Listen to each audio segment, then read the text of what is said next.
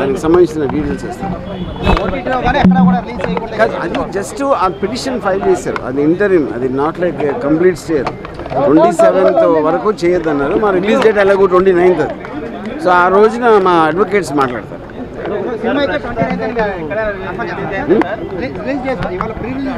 అవును, 29th. అంటే లోకేష్ తెలంగాణ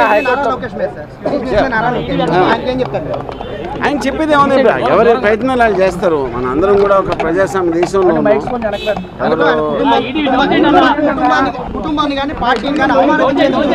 అంటే ఇప్పుడు అది ఇక్కడ దాంట్లో ఎక్స్ప్లెయిన్ చేశాను.